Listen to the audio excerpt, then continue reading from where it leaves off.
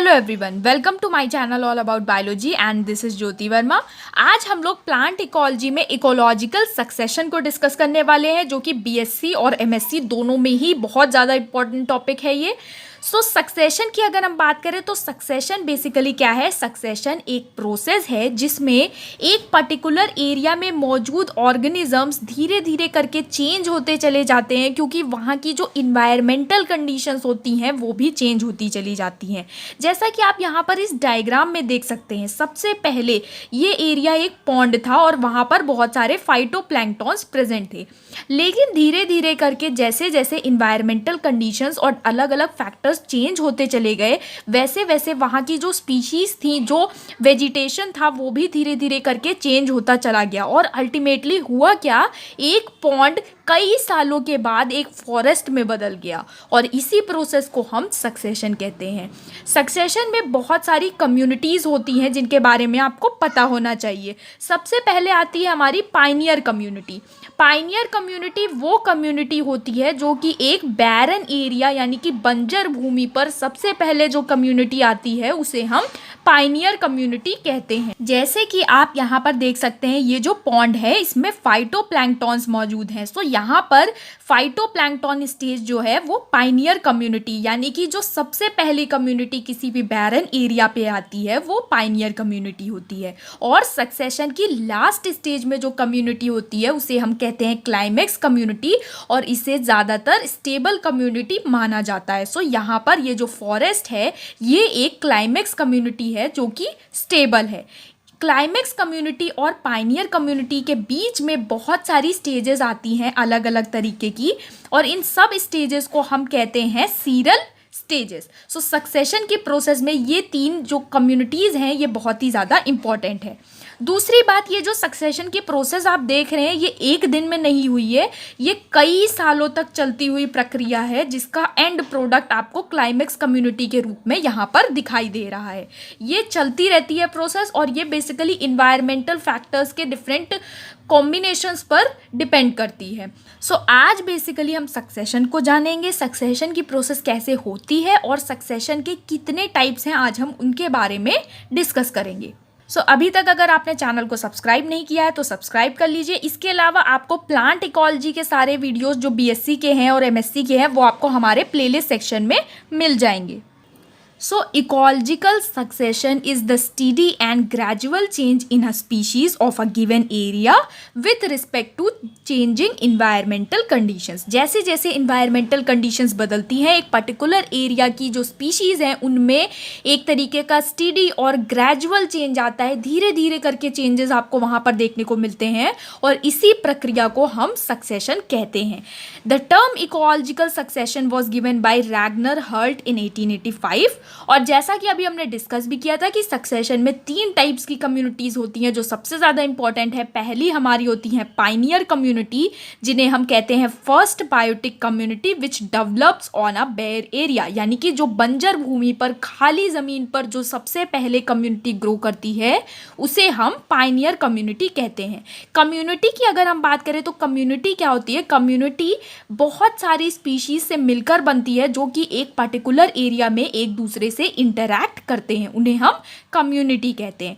Pioneer community के बाद धीरे धीरे जैसे जैसे चेंजेस होते हैं एनवायरनमेंट में, वैसे वैसे अलग अलग कम्युनिटीज़ आती हैं, और उन्हें हम कहते हैं सीरल कम्युनिटीज़, और इन्हें हम ट्रांजिशनल कम्युनिटीज़ के नाम से भी जानते हैं। और ये इंटरमीडिएट स्टेजेस होती हैं सक्सेशन की प्रोसेस में। इसके बाद जो फाइनल कम्युनिटी आती है उसे हम कहते हैं क्लाइमेक्स कम्युनिटी, इसे स्टेबल कम्युनिटी भी माना जाता है। सक्सेशन की प्रोसेस में आपको कुछ इस तरीके का ट्रेंड देखने को मिलेगा: pioneer community, then seral communities, and then finally climax community. अब हम बात कर लेते हैं सक्सेशन की प्रोसेस की। क्लेमेंट्स ने 1916 में सक्सेशन की कुछ प्रोसेसेस को डिस्क्राइब किया, जिसमें कि सबसे फर्स्ट स्टेप हमारा है न्यूडेशन। न्यूडेशन का मतलब है किसी भी एरिया का बंजर होना, यानी कि कोई भी एरिया ऐसा है, सक्सेशन के लिए ज़रूरी है कि वहाँ पर बंजर एरिया प्रेजेंट हो, खाली एरिया प्रेजेंट हो, ताकि वहाँ पर कोई भी पायनियर कम्युनिटी आके कोलोनाइज कर सके।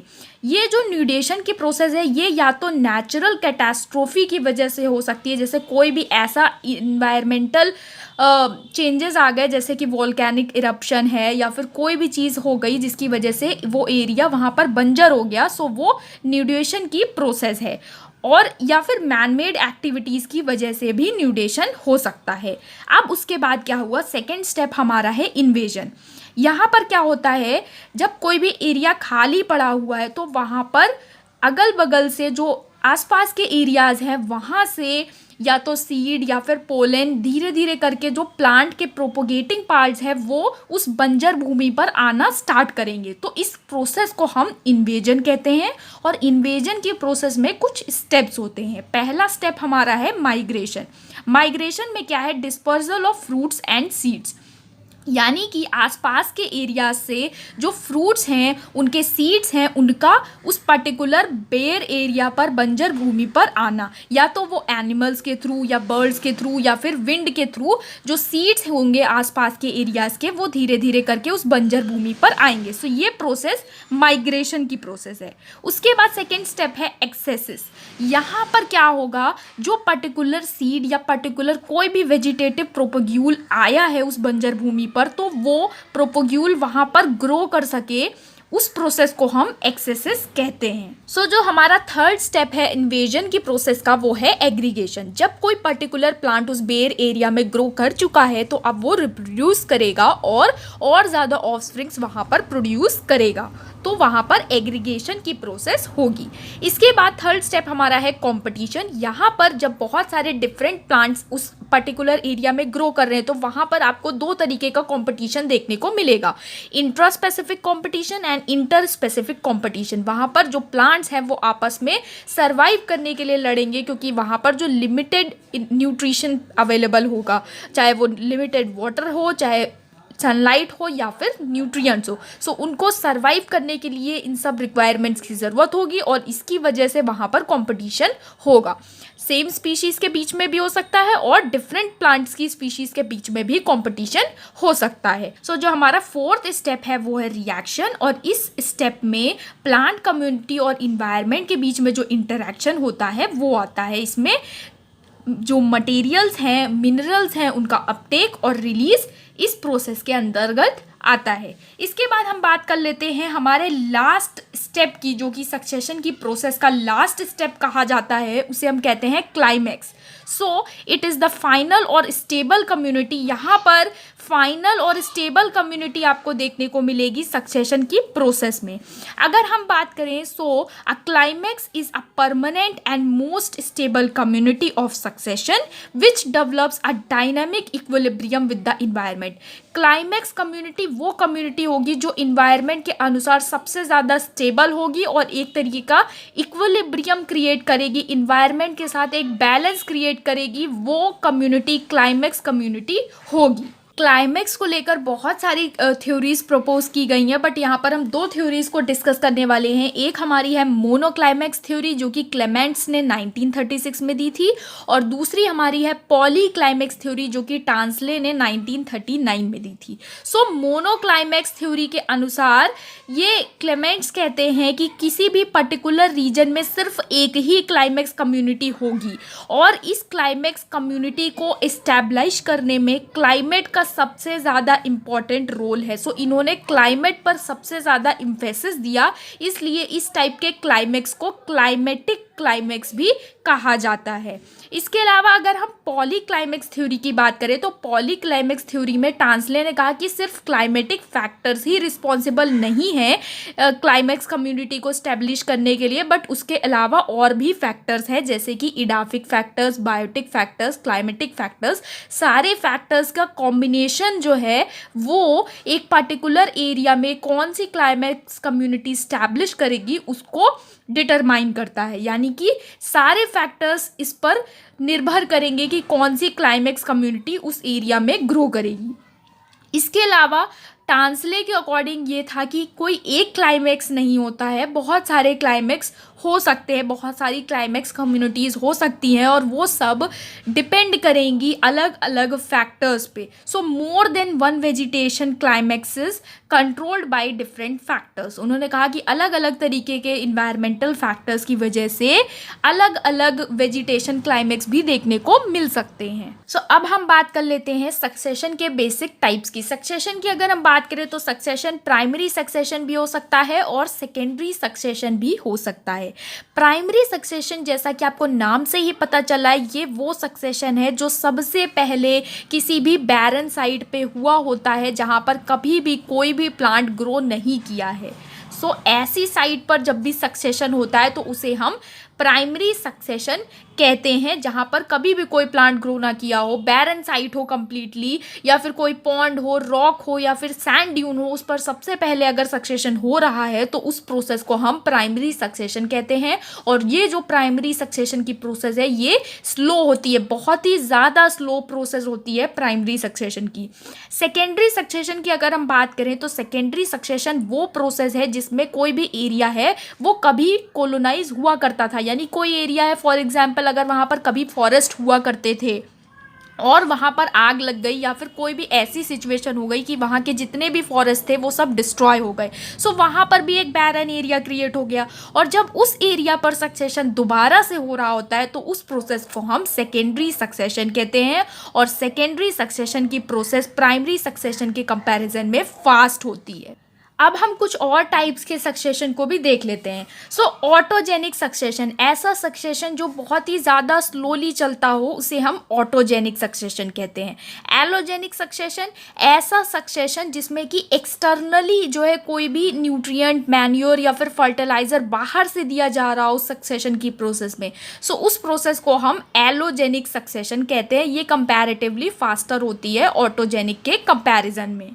सो किसी पर्टिकुलर एरिया में कौन सी कम्युनिटी डोमिनेट कर रही है उस बेसिस पर भी ऑटोट्रोफिक सक्सेशन और हेट्रोट्रोफिक सक्सेशन हो सकता है।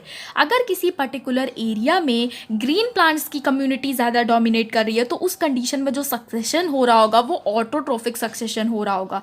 इसके अलावा हेट्रोट्रोफिक सक्सेशन में क्या होता है, ये डेड और डिकेइंग ऑर्गेनिक मैटर पर हो रहा है, जो कि सॉइल में मौजूद डेड और डिकेइंग ऑर्गेनिक मैटर है और उसमें जो पार्टिसिपेंट्स हैं मुख्य तौर पर वो हैं सैप्रोफिटिक फंजाई, बैक्टीरिया और एक्टिनोमाइसिटी। सो इस टाइप के सक्सेशन को हम हेट्रोट्रोफिक सक्सेशन कहते हैं। सो हाइड्रोसियर और हाइड्राट सक्सेशन जो होता है वो एक्वेटिक हैबिटेट में होता है, जैसे कि पॉन्ड और लेक में ये सक्सेशन आपको देखने को मिलेगा। इसे हम अपने नेक्स्ट वीडियो में डिस्कस भी करेंगे।